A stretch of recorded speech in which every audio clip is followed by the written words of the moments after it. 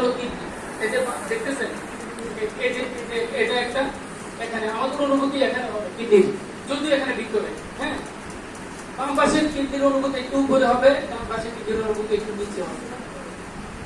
কারণ কি, যেহেতু বাম পাশে খোলা আছে আমাদের স্প্লিট, সেটা একটু ছোট, যার কারণে কিডনিকে প্রেসার করে। ডান পাশে কিডনি যেহেতু লিভারে প্রেসার করে, তাই একটু নিচে। হ্যাঁ, এই জন্য আমাদের ব্যথার কোথায় আমরা যেন বুঝতে পারি।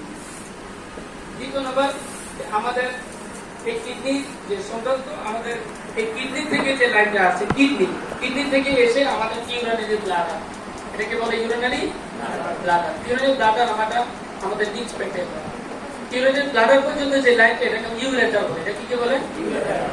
ইউরিনারি ব্লাডার থেকে যে লাইনটা আমাদের মূত্র যন্ত্র পর্যন্ত গেছে, সেটাকে বলা ইউরেথ্রা। কথা বুঝতে আসছে? এটা বুঝতে আমাদের পাথরটা ধরন আমরা বুঝতে পারবো। কিডনিতে যদি পাথর হয়, সেটাকে বলা হলো নেফ্রোলিথিয়াসিস। এটা কি বলে? নেফ্রোলিথিয়াসিস।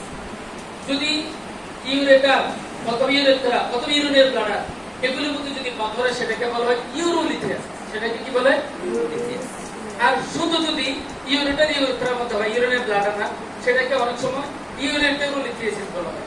এগুলো রিপোর্টের মধ্যে অনেক সময় আসে, এটা লিখে দেওয়া। তাইলে আমরা জানলাম কিডনিতে যদি হয় নেফ্রোলিথিয়াসিস, যদি কিডনির বাইরের অংশ হয় ইউরোলিথিয়াসিস অথবা ইউরেটারোলিথিয়াসিস বলা হয় সেটাকে। তাহলে পাথরটা আমরা ধরনটা কোনটা বলি? কিন্তু পাথর কয় ধরনের হয়? 4 ধরনের হয় সাধারণত। পাথর কয় ধরনের? 4 ধরনের। পাথর ধরন জানলে তার প্রতিরোধ সহজ। পাথর ধরন জানলে তাইলে আমাদের তার কি করণীয়, কি কারণে হচ্ছে, সেটা আমরা ধরন সহজে জানতে পারবো। পাথর 4 ধরনের। কয় ধরনের? 4 ধরনের। এক নম্বর হলো ক্যালসিয়াম অক্সালিড পাথর, ক্যালসিয়াম অক্সালিড পাথর। দ্বিতীয় নম্বর ক্যালসিয়াম ফসফেট পাথর। তৃতীয় নম্বর ইউরিক অ্যাসিড পাথর। চতুর্থ নম্বর সিস্টেইন পাথর। এখানে ক্যালসিয়াম সম্পর্কে আমরা জানি, ক্যালসিয়াম অথবা যেহেতু আলোচনার সময় কম, এই ব্যাপারে আমরা না গিয়ে যেগুলো জানা দরকার, যেমন ইউরিক অ্যাসিড জানা দরকার। ইউরিক অ্যাসিডটা কেউ কি অনেকে জানি না। ইউরিক অ্যাসিডটা কি কেউ জানেনি কেন? হ্যাঁ, আচ্ছা আমি বলি, ইউরিক অ্যাসিড হলো, এটা হলো প্রস্রাবেরই একটা পদার্থ। প্রস্রাবের একটা পদার্থ যেটি আমাদের লবণ এবং আয়রন তৈরি করে। এটা কি ইউরিক অ্যাসিড? ইউরিক অ্যাসিডটা আমাদের লবণ এবং আয়রন তৈরি করে। ইউরিক অ্যাসিড হলে কি হয়? ইউরিক অ্যাসিড হলে গেটে বাত হয়, শরীর ব্যথা করতে পারে, তার প্রস্রাবের মধ্যে গোলযোগ দেখা দিতে পারে, ইত্যাদি কিছু হয়। ইউরিক অ্যাসিড হলে আরেকটা হয়, সেটা হলো পাথর। তাহলে আমরা ইউরিক অ্যাসিডের কারণে যদি পাথর, সেটাকে ইউরিক অ্যাসিড পাথর হয়। তারপরে আসলে সিস্টেইন। সিস্টেইনটা লম্বা চূড়া আলোচনার সাপেক্ষ, সংক্ষেপে বোঝায়। সিস্টেইন এটা প্রোটিনের সাথে জড়িত। কিসের সাথে? অতিরিক্ত প্রোটিন যদি হয়, তাহলে সিস্টেইনের কারণে, এই প্রোটিনের যে সিস্টেইন আছে, সিস্টেইনের কারণে পাথর হয়। বুঝে আসছে কথা? সহজ মানে বুঝে আসছে সবার? তাইলে আমাদের এই 4 ধরনের আমরা পাথর পাই। এখন কথা হলো পাথরগুলো হওয়ার কারণ কি?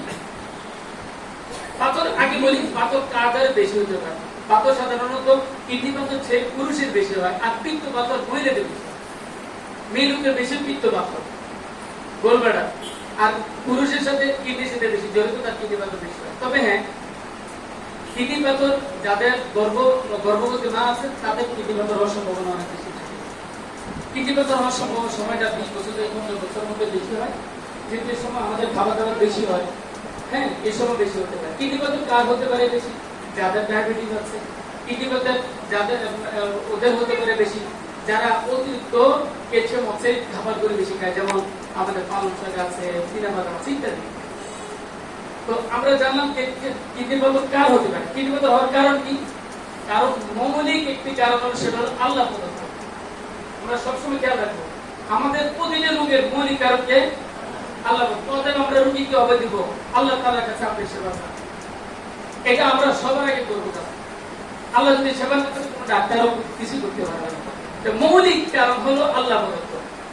দ্বিতীয় নম্বর কারণ আমরা শুরু করি। দ্বিতীয় নম্বর কারণ হলো প্রস্রাব যদি তার রেগুলারিটি না হয়, প্রস্রাব যদি আটকে থাকে, তাইলে কিন্তু পাথর হতে পারে। এটা হলো মৌলিক আরেকটা কারণ, দ্বিতীয় শ্রেণীর কারণ। কত বুঝে? কিডনি পাথর হওয়ার কারণ হলো ইউরিক অ্যাসিড যদি বেড়ে যায়। কিডনি পাথর হওয়ার কারণ হলো অতিরিক্ত প্রোটিন জাতীয় খাবার যদি খায়, গোশত, বা মশলা জাতীয় খাবার যদি বেশি খাওয়া হয় এগুলিতে কিডনি পাথর হতে পারে।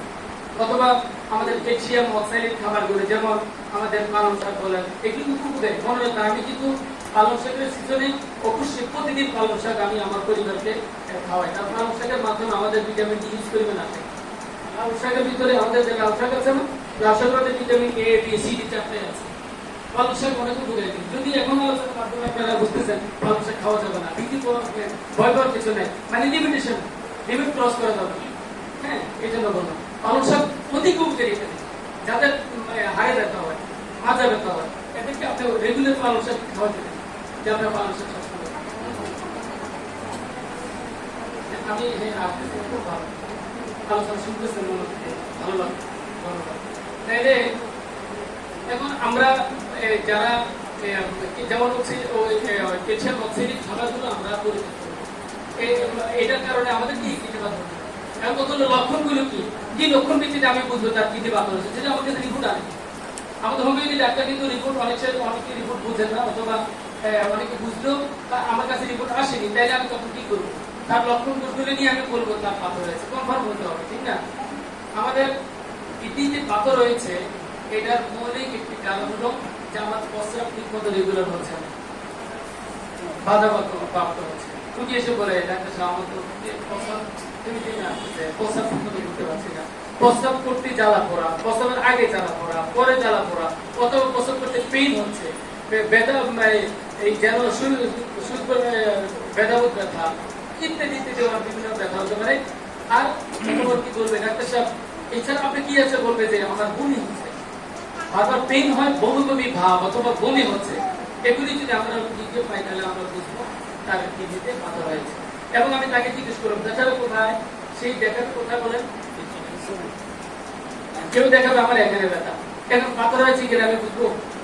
আমি আগে খেয়াল করবো তার পিছিয়ে ব্যথা কিনা, এদিকে দেখানো আমি দেখাই কিনা, সে এদিকে দেখান, এখানে দেখা, তাহলে আচ্ছা ঠিক আছে, এখানে যদি দেখায় তাহলে পাথর কিভাবে বের করবো, পেটের দিকে দেখান, পেটের তো আমাদের স্টোমাক কলিক হতে পারে, এটা তো কলিক ব্যথা হতে পারে।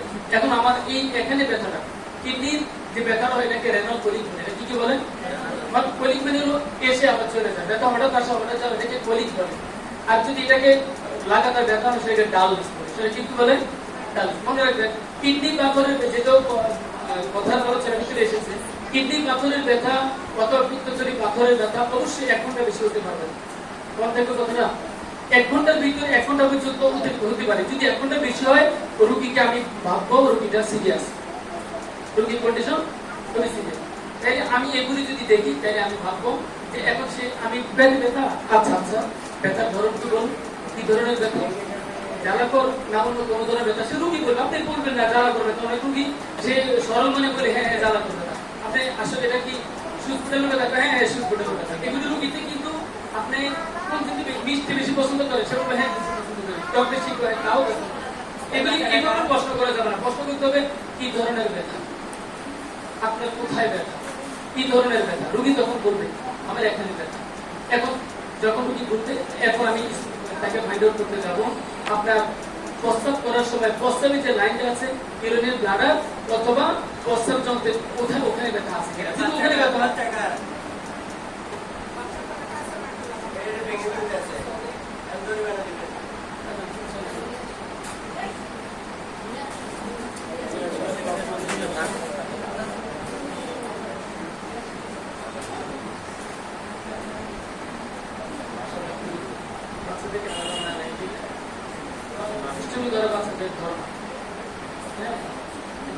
বাচ্চারা যদি